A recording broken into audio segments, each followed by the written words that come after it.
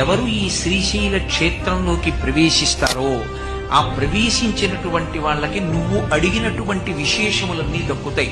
అందుకని ఈ పర్వతముతో సమానమైనటువంటి పర్వతము ఇక సృష్టి యందు ఉండదు.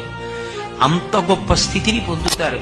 ఎవరైనా శ్రీశైల శిఖరానికి 3 మార్లు ప్రదక్షిణం చేసి శరీరాన్ని విడిచిపెడితే వాడు శివలోకాన్ని పరమేశ్వరుణ్ణి చేరుతాడు అనడంలో, మోక్షాన్ని పొందుతాడు అనడంలో ఏ విధమైన సందేహము అక్కర్లేదు.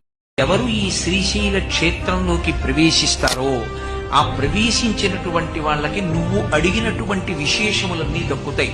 అందుకని ఈ పర్వతముతో సమానమైనటువంటి పర్వతము ఇక సృష్టి యందు ఉండదు. అంత గొప్ప స్థితిని పొందుతారు. ఎవరైనా శ్రీశైల శిఖరానికి 3 మార్లు ప్రదక్షిణం చేసి శరీరాన్ని విడిచిపెడితే వాడు శివలోకాన్ని పరమేశ్వరుణ్ణి చేరుతాడు అనడంలో, మోక్షాన్ని పొందుతాడు అనడంలో ఏ విధమైన సందేహము అక్కర్లేదు.